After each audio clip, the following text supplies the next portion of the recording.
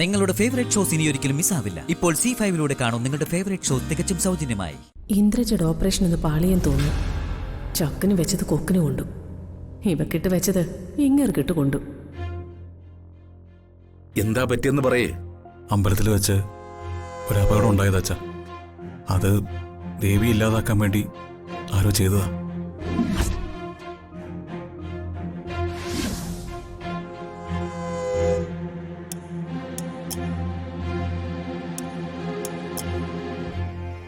നന്ദിനിയെ ഇല്ലാതാക്കാനോ? ആരാ ആരാ ഇത് ചെയ്തത്? എന്താ ഉണ്ടായത്? അതായത് അയ്യോ, എന്തു പറ്റി? ആരാ ഇത് ചെയ്തത്? ആരാന്നറിയില്ല. സാറും നന്ദിനിക്കുട്ടിയും കൂടി ഇവിടെ വന്ന് സാധനങ്ങൾ വാങ്ങിപ്പോയി കഴിഞ്ഞപ്പോ ചിലർ കടയിലേക്ക് കയറി വന്നു. എന്നെ ബലമായി കെട്ടിയിട്ടു. ഗുണ്ടകളാ.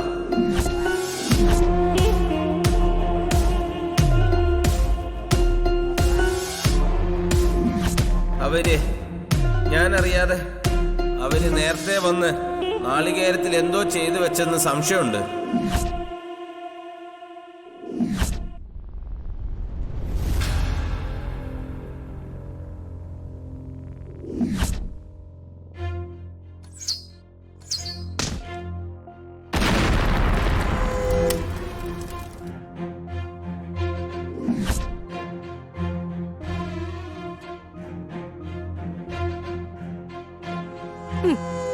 ഇതെന്തോന്നാ, ഹിന്ദി സിനിമയുടെ കഥയോ? ഇതൊക്കെ ചമച്ചുണ്ടാക്കാൻ വലിയ പാടുപെട്ട് കാണുമല്ലോ.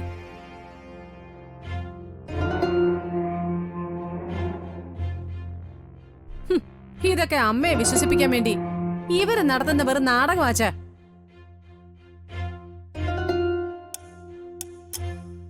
ബോംബ് പൊട്ടിയ ആരെങ്കിലും ചാകാതെ തിരിച്ചു വരുമോ? ചുമ്മാ ഓരോരോ കള്ളക്കഥകള്. നിന്നെയോ അമ്മയോ വിശ്വസിപ്പിക്കാൻ വേണ്ടി ഞാൻ പറഞ്ഞതല്ല. അച്ഛൻ ചോദിച്ചു, മറുപടി പറഞ്ഞു, അത്രേ ഉള്ളൂ. ഇവിടെ എങ്ങനെയെങ്കിലും പറ്റിക്കൂടി മറ്റൊരു ജീവിതം കെട്ടിപ്പടുക്കണമെങ്കിലേ ഇതുപോലത്തെ കള്ളക്കഥകൾ മെനിയാലല്ലേ പറ്റൂ. നിർത്തി പറഞ്ഞു പറഞ്ഞ് എന്തോ ഒന്ന് പറയാവുന്നായോ?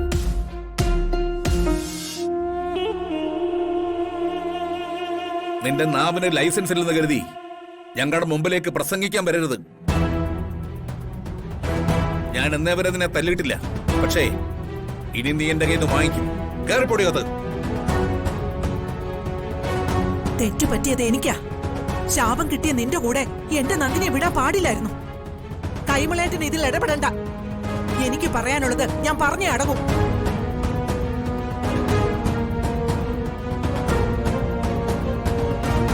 പവിത്രവും പരിപാവനവുമാണ് ക്ഷേത്രാങ്കണം. നിന്നെ പോലെ സ്വഭാവ ദൂഷ്യമുള്ള ഒരുത്തൻ ആ തിരുമുറ്റത്ത് കാൽ ചവിട്ടിയപ്പോഴേ ദേവി കൊടുവാളെടുത്തു കാണും. അമ്മേ,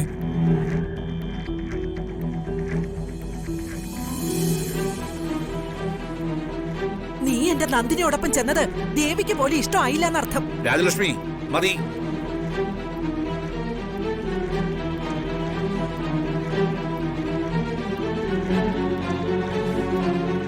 കൊടുക്കട്ടെ കൊടുക്കട്ടെ, വയറ് നിറച്ചു കൊടുക്കട്ടെ. ദേവി തന്നൊരു താക്കീതായത്. നിനക്കുള്ള ശിക്ഷ ഇനി കിട്ടാൻ പോകുന്നതേയുള്ളൂ.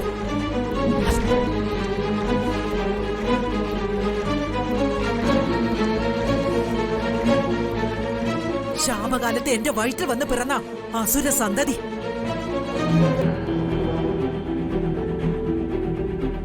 എന്റെ ജീവൻ രക്ഷിച്ച ആളാ ജയേട്ടൻ. ഞാനത് തുറന്നു പറഞ്ഞാൽ വായിങ്ങോട്ട് അമ്മ വരാൻ.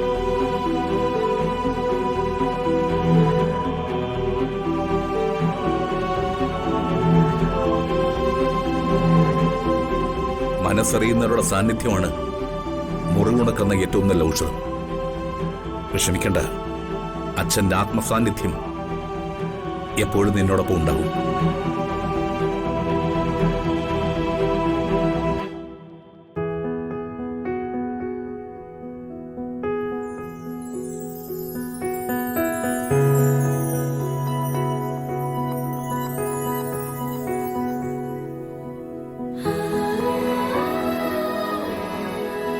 ആ തടവറയിൽ നിന്ന് താൽക്കാലികമായി ഒന്ന് പുറത്തു ചാടി. അതുകൊണ്ട് എന്റെ അച്ഛന് ഇന്നത്തെ അത്താഴം ഞാൻ തരാന്ന് കരുതി. എനിക്ക് ചെമ്പകമംഗലത്തെ ആഹാരമൊന്നും വേണ്ട മോളെ. അങ്ങനെ ചില ചെറിയ കാര്യങ്ങൾക്ക് എല്ലാം അങ്ങനെ തള്ളി പറയല്ലേ അച്ഛാ.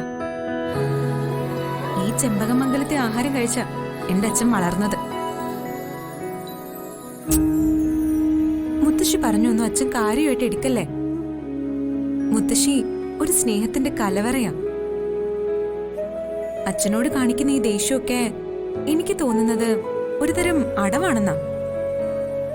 എന്റെ അമ്മ എന്നെ സ്നേഹത്തോടെ നോക്കിയിട്ട് എത്ര കാലമായെന്ന് നോക്കറിയാവോ? ആ, അച്ഛന്റെ കയ്യിലിരിപ്പം അത്ര മോശമല്ലായിരുന്നല്ലോ. ആ, വാ ഫുഡ് കഴിക്കാം. എനിക്ക് വേണ്ട. ആ, അങ്ങനെ പറഞ്ഞ പറ്റില്ല, കഴിക്കണം. എനിക്ക് പറ്റില്ല, ഞാൻ കഴിക്കില്ല. എന്താ മാഷ ഇത്?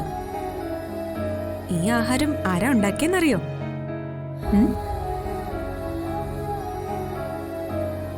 ഇതാരാ എന്റെ കയ്യിൽ തന്നയച്ചെന്നറിയോ? ആരാ? ഓ, മനസ്സിലായി മനസ്സിലായി. ഇതുണ്ടാക്കിയത് എന്റെ അമ്മ. ആ,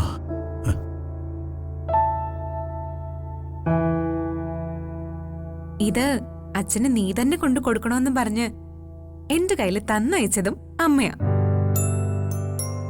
ശ്രീമതി നന്ദിനി. അച്ഛൻ ദേവി എന്ന് വിളിക്കുന്ന എന്റെ നന്ദിനി അമ്മ.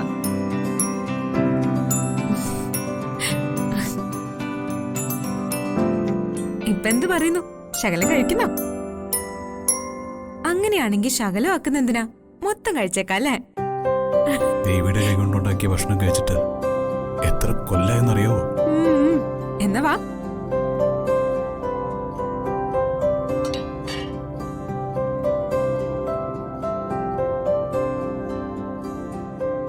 എനിക്കും ഇതൊരു ഭാഗ്യ ദിവസവും പുണ്യ ദിവസവും ഒക്കെയാ. എന്റെ അച്ഛൻ എനിക്ക് വാരിത്തരാലോ.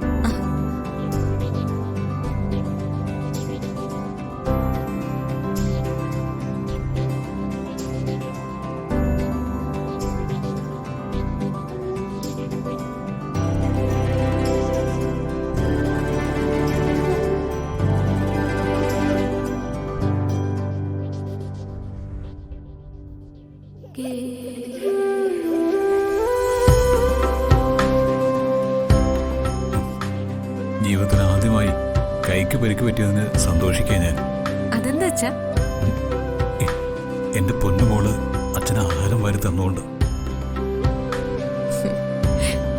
അച്ഛന്റെ കൈക്ക് പരിക്ക് പറ്റിയതില് ഞാനും സന്തോഷിക്കുക. കാരണം അച്ഛൻ എനിക്ക് വാരിത്തരാനും പറ്റിയല്ലോ. ആ,